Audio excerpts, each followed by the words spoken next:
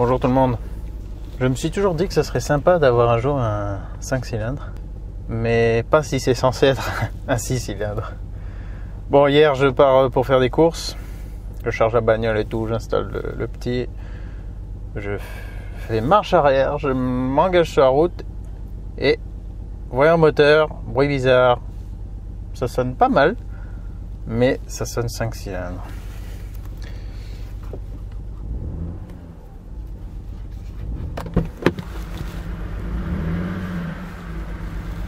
Alors là, le voyant moteur, il est plus là. Après, j'ai eu plein de voyants, avertisseurs de crevaison, DC en panne, toute la clique.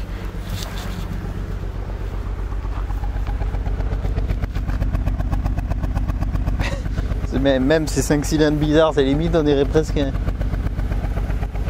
vieux V8 tout lent. Ah, ça y est, il est venu le voyant moteur.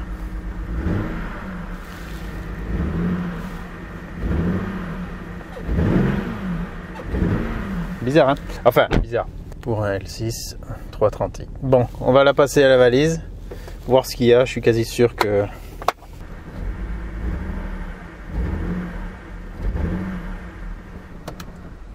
c'est une bobine, hein. C'est un problème quand même connu sur cette génération. Et je ne l'ai pas encore eu. Donc là, vous avez peut-être vu 164 000 km. 163 458. Qu'est-ce qu'on a d'autre? Check control, bim. Avertisseur de crevaison, DC en panne, avertisseur de crevaison, assistance de démarrage inactive. Ok. Voilà, donc hier j'ai fait demi-tour direct. J'ai pris la petite E30 qui a démarré nickel, malgré le froid, l'humidité. Vous voyez là, ça dégèle pas. Là, pendant 2 mois quasiment, le soleil va plus taper ici. 2-3 mois. Ça dégivre un peu, mais il est presque midi et ça va. Allez, ça va être mouillé en fin d'après-midi, puis après ça va regeler. Autant dire, pas un temps génial pour faire de la mécanique. Allez, je branche la valise. C'est marrant, il y a 3 jours, je fais juste la pas mise à niveau parce que j'ai pas envie de repayer une mise à niveau, mais j'ai juste fait la mise à jour pour BM et le logiciel. Ça, on peut le faire, on peut continuer de le faire même quand on a dépassé la licence. Et là, hier, j'ai ce souci. Putain, il fait pas chaud. 2 degrés, j'ai l'impression qu'il fait moins, mais c'est peut-être l'humidité. Donc on va lui lancer un petit diagnostic.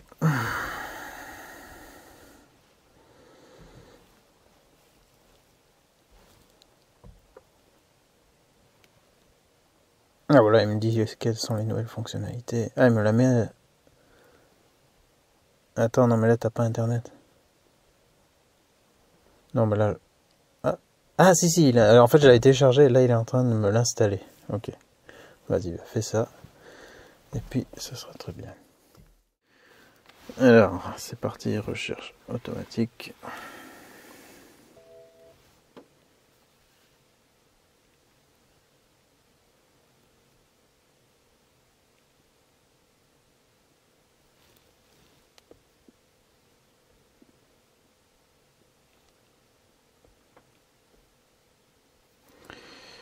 Radé de combustion cylindre 4.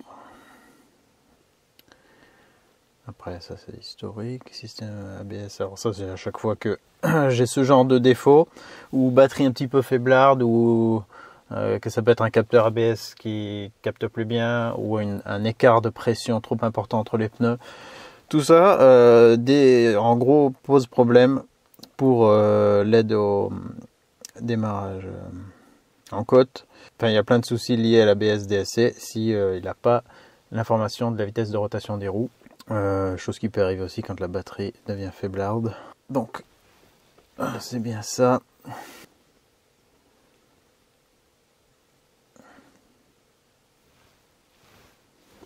Cool, il arrive à choper la wifi de la maison. Ouais, donc, juste en cherchant ce code à peine, on voit déjà des images de bobines. Bougie, je pense pas que c'est une bougie, je pense que c'est une bobine. Je vais essayer de supprimer les codes. Normalement, le problème devrait persister.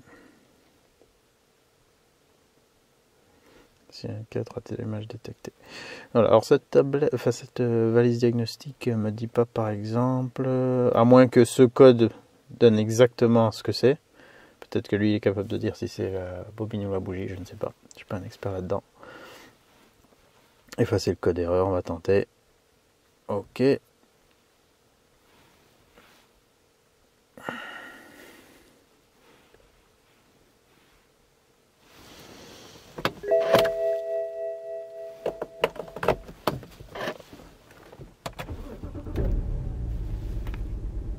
Non, ça tremble encore.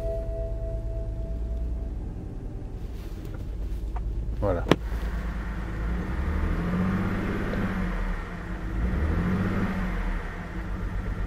Non, c'est 5 cylindres. Allez, refais le test rapide. Vas-y. Tu vas retrouver le même problème. Ah, ça, c'est des nouveaux trucs qu'il n'y avait pas. C'est venu avec la mise à jour. Distribution du couple latéral de l'essieu arrière. Donc, bien sûr, non équipé. TK, GSMG, tout ça, j'ai pas. C'est pas des boîtes de vitesse que j'ai. Ah ouais, donc là, il va faire un scan plus long sur tous les systèmes BMW, même ceux qu'il n'y a pas installés. Bon, là, il n'est toujours pas fini. Il prend un temps fou, du coup. Moteur tournant, parce qu'il va capter plein de trucs en plus.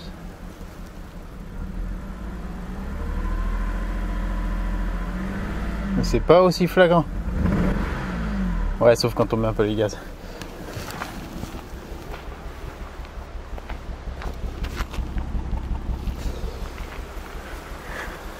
Bon, j'ai enlevé le cache.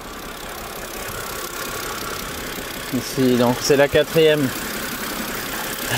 Ça, avec ma chance, normalement, ça aurait dû être la 6e. Mais celle-ci, elle est encore accessible. Est-ce que ça change quelque chose si je la débranche en cours? Normalement, ça devrait rien changer. Ouais, ça, c'est vrai que c'était quand même bien enquillé. Je vais chercher un truc.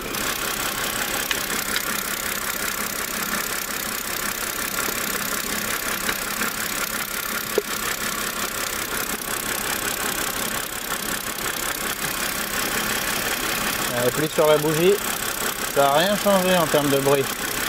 D'accord, hein, elle n'est plus du tout connectée.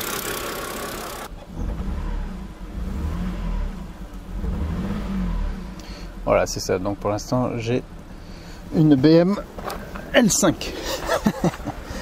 Pour voir si c'est pas la bougie. Mais bon, une seule bougie, je sais pas, je doute quand même. J'ai démonté 2 bougies. Cylindre 2, cylindre 4. Les deux sont fonctionnels, mais une est beaucoup plus sale que l'autre. Et celle de gauche, cylindre 4, sans rien. Et celle-ci, c'est un peu l'essence. Donc, est-ce que il y aurait un souci d'injecteur ou quoi? Ou est-ce que c'est quand même la bobine et du coup, l'essence rentre, juste ça rince la bougie, ça la nettoie, mais sans combustion? Je ne sais pas trop. Bon, je vais peut-être quand même me pencher sur la bobine avant d'aller vers les injecteurs. Je vais remonter ça. Bon, je vais commander une nouvelle bobine. On va changer ça, voir si ça change quelque chose. Et si ça ne change pas avec une nouvelle bobine, je reviendrai ici. On peut faire un test des injecteurs. Par exemple, le 2. Si je coupe son alimentation.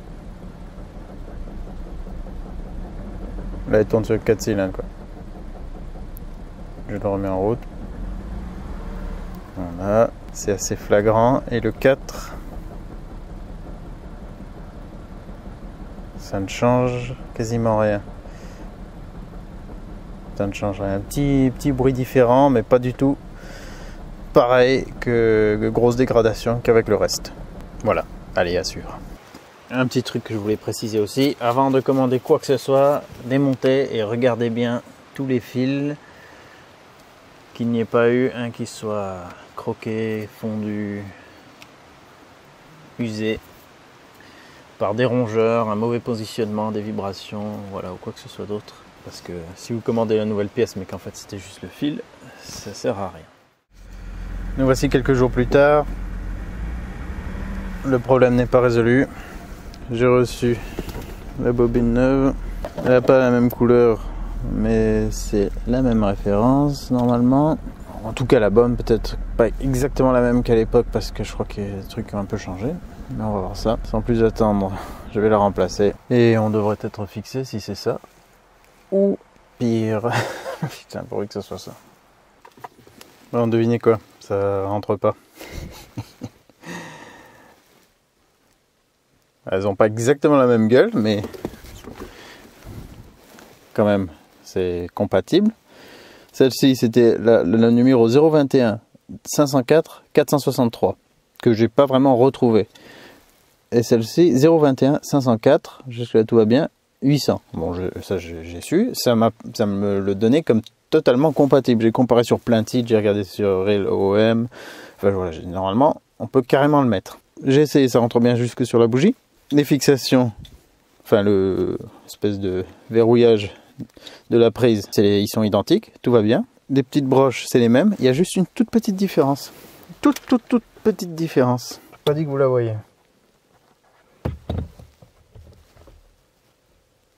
Allez, je vous le dis, c'est pas dit qu'à la caméra. Ça se voyait bien. Là, juste là au bout de mon doigt, il y a un petit truc en plastique là. Genre un petit détrompeur. Par ici là, au bout de mon pouce qui brille. Voilà, alors lui, il est sur le côté. Et lui, il est parfaitement au milieu. Et du coup, ça s'emboîte pas. Avec la prise, c'est stupide, il y a une petite encoche. Oh, putain. Bon, bah, franchement, je vais limer celle-là, là. Je vais me laisser emmerder par ça. Hein. C'est un truc de fou. Faut toujours qu'il y ait une merde. Même si elle est toute petite comme ça, il faut toujours qu'il y en ait une. Voilà, on va sur la prise. Voilà, il y a la petite fente, mais sur le côté. Putain. Déjà, c'est un truc à trois pôles comme ça, on va pas se tromper, c'est triangulaire. Ouais, je sais pas. Je vois pas comment on pourrait se tromper. Tout a une forme qui est obligée d'aller dans une seule direction. Alors, est-ce que c'est une variante qui est du coup pas censée être compatible, mais ça m'a indiqué que du compatible partout où j'ai regardé. Donc, ça commence à gonfler ce genre de truc. Allez, je vais mettre un petit coup de lame là-dessus et on va l'enquiller. Bordel. Bon, la prise n'est pas parfaitement emboîtée, il manque genre peut-être 1 mm, mais le courant devrait quand même passer. Je vais tester ça et voir si au moins si ça change quelque chose. Je sais que j'ai juste à peaufiner le limage au fond de la gorge là, et puis sinon, c'est ça le problème.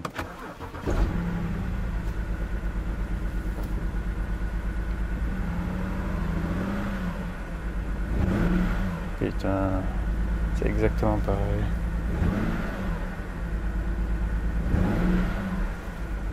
Merde.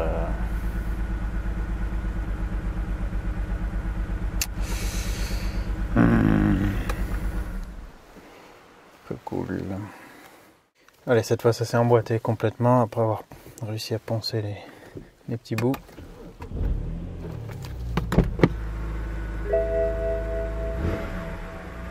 Ça y est? Oh mais c'est bon! Yes! Oh putain, c'est bon ça! Ah, bon. Attends. Oui. Ah, moi qui m'attendais à des galères supplémentaires. Ah, putain, ouf. Ouf. Bon. J'étais quand même presque sûr parce que là, sur le dernier, je vais alterner. Attendez, je vais juste lui relancer une recherche. Code défaut. Entrée. Je vais le supprimer celui-là. Refaire une... Ah merde. Ouais, effacer le code. Impeccable. Test rapide. Fais ton test, normalement tu ne devrais pas retrouver ce code. Oui, pourquoi j'étais quasi sûr? C'est parce que j'ai pris la bobine du cylindre 2, je l'ai mis sur le 4. Celui-ci je l'ai laissé ouvert puisque j'avais enlevé celle-là. J'ai redémarré. Ça tournait toujours sur 5 pattes.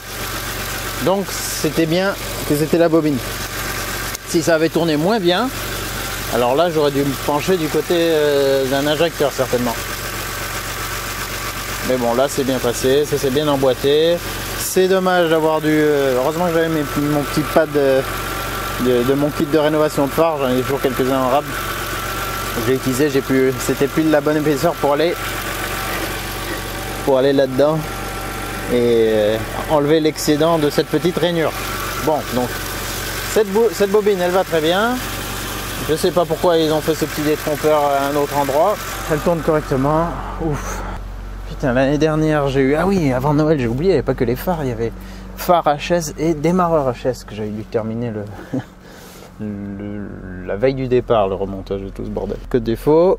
ABS historique, bah ça c'est ceux qui s'affichent à chaque fois que j'ai tous ces soucis là, à cause d'une connerie. Que historique, bah, gérer en courant. Effacer le code. Ok. Effectuer le changement terminal. Couper le contact. Ok.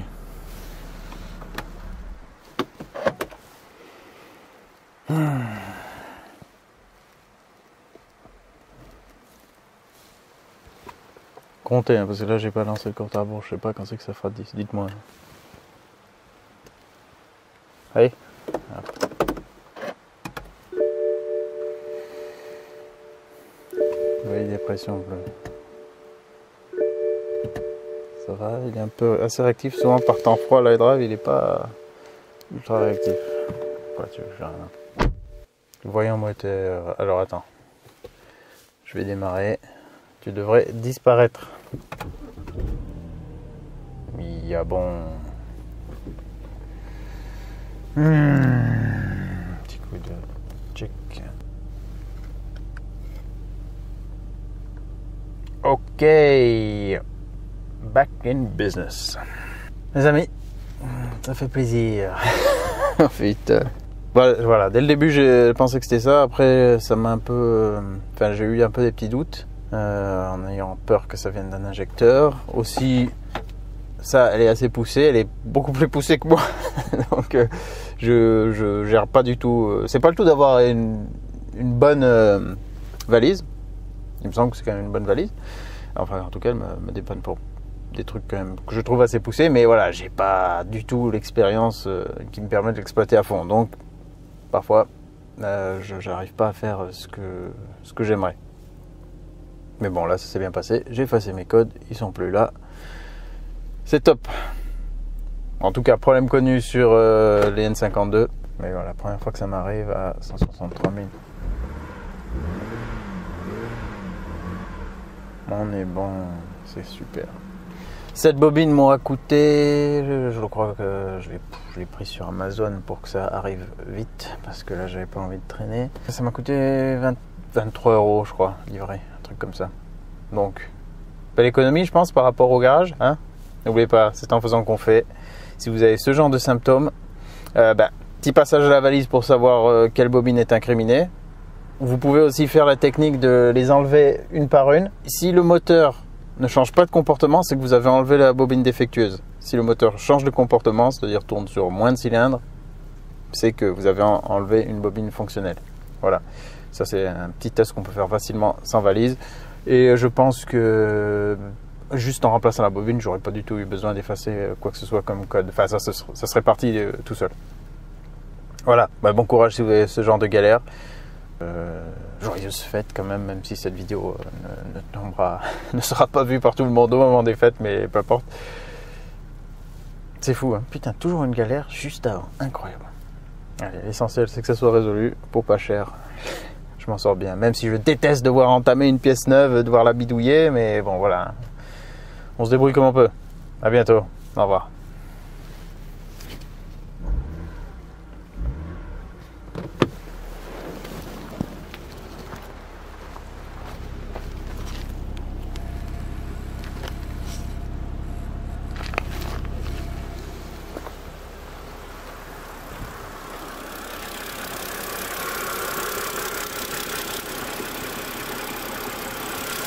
Plus qu'à remonter le cache.